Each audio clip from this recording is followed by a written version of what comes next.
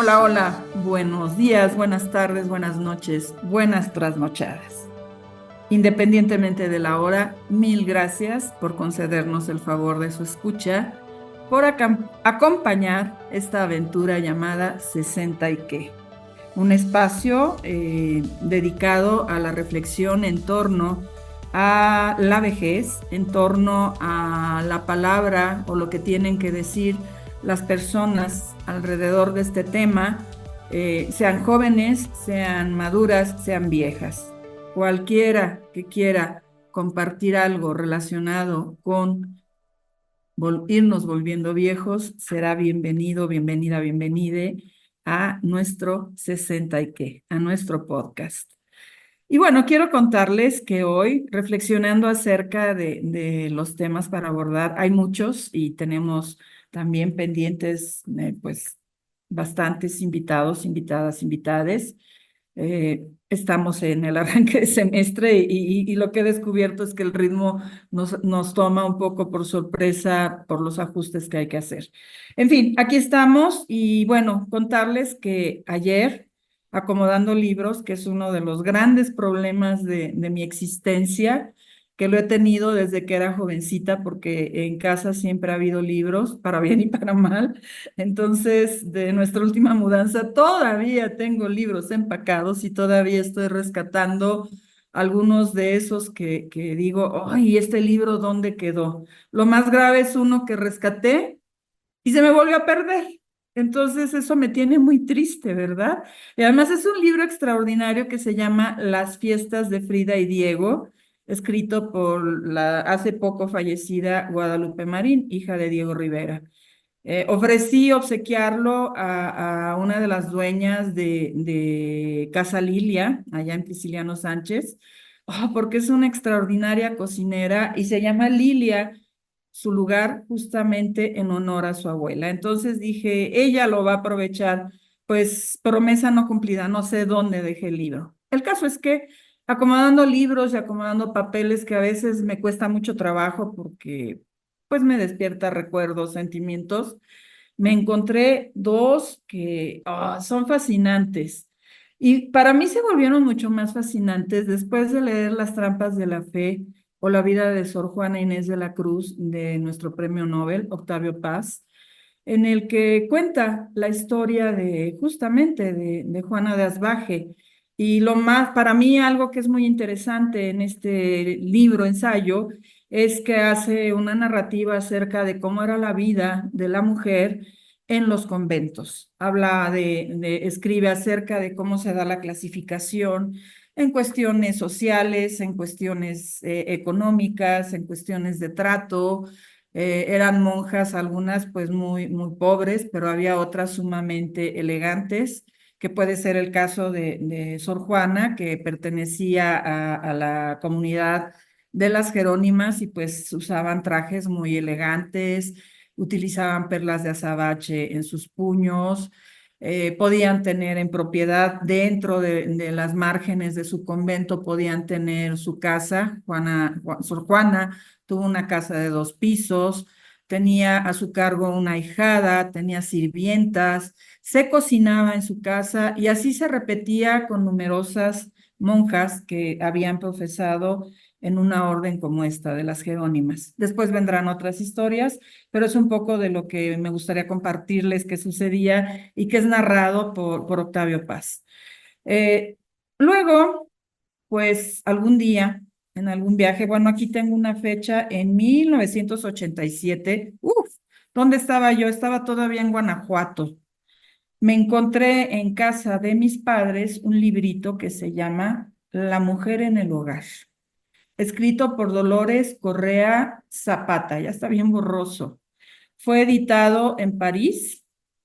Es un libro que la señora Correa Zapata, profesora del ramo en dicha escuela, no sé cuál escuela porque no dice, presenta breves consideraciones sociológicas sobre la mujer y la familia y ligeros apuntes sobre educación física y moral.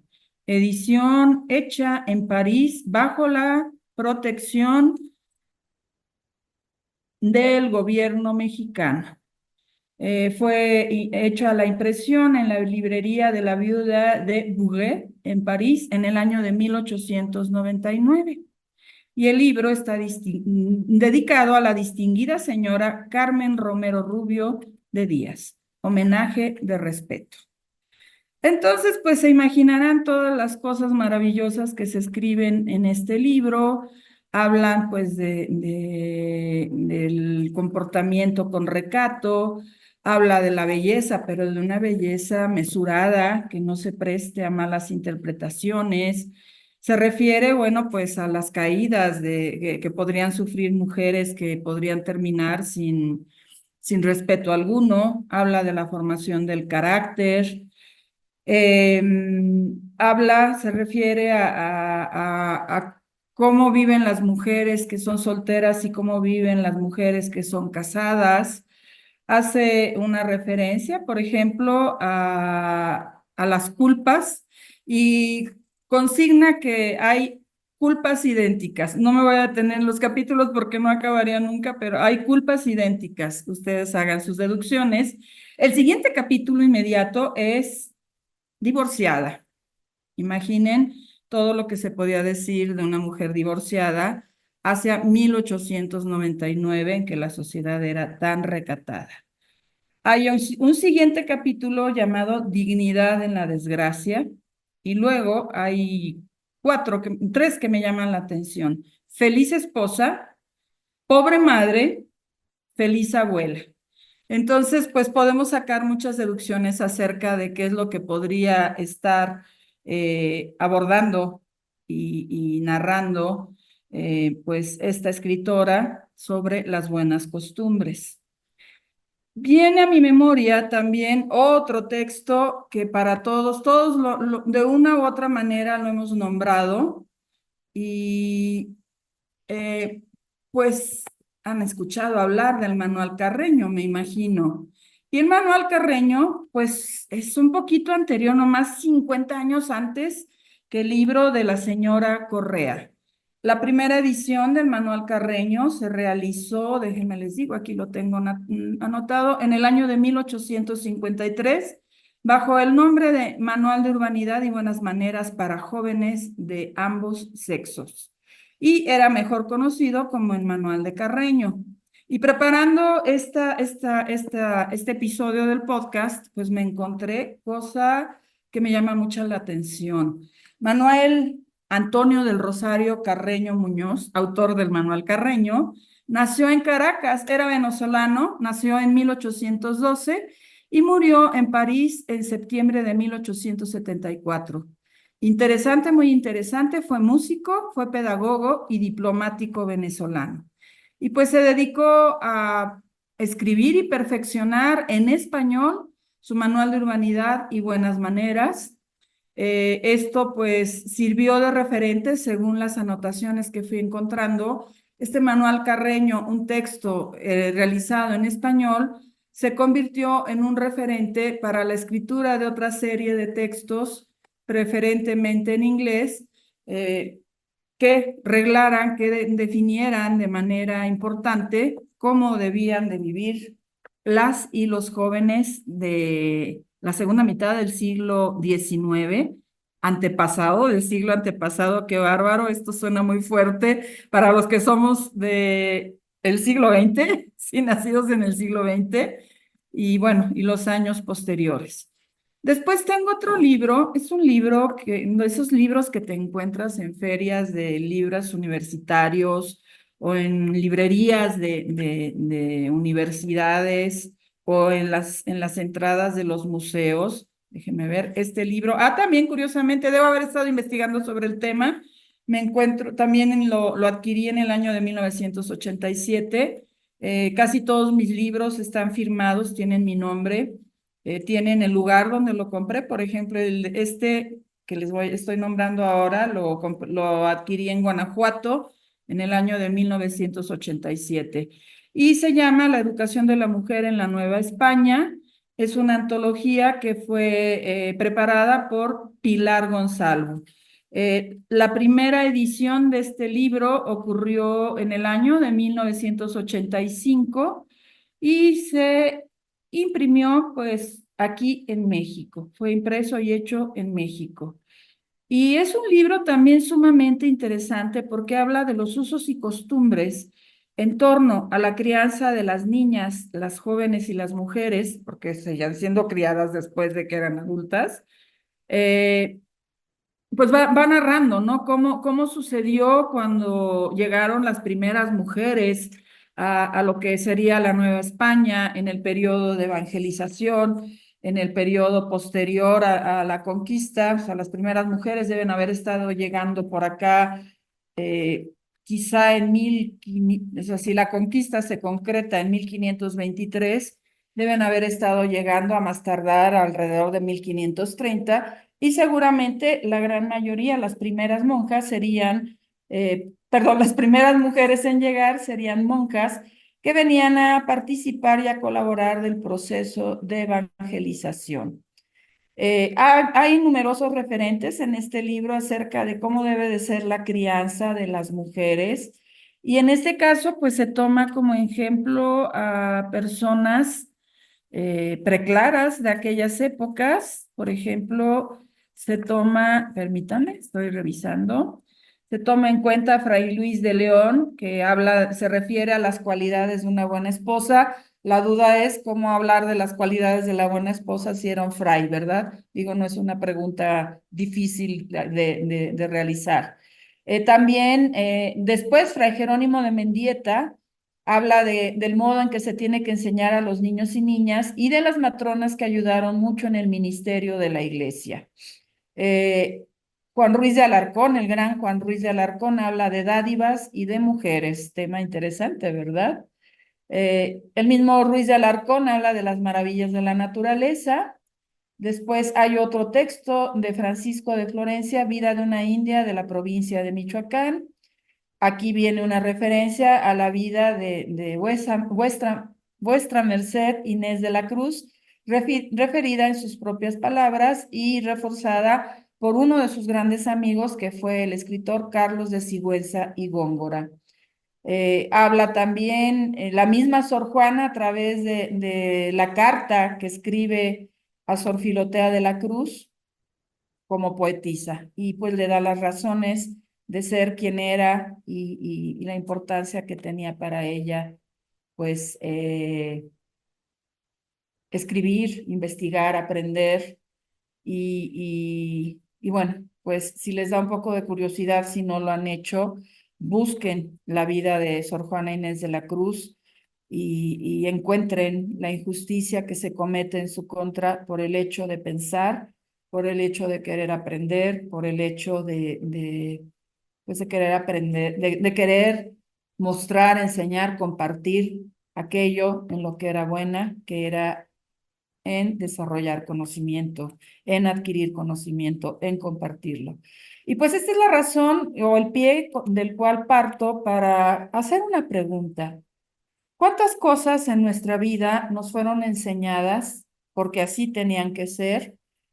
Y la gran pregunta ahora sería, o la pregunta complementaria sería, ¿cuántas de esas cosas que nos enseñaron que teníamos que hacer porque así tenía que hacer, las hemos transmitido a nuestras hijas, a nuestros hijos, a nuestros hijos? Y pues las respuestas pueden ser muy variadas, desde muy ricas, muy valiosas, hasta unas tremendamente inquietantes.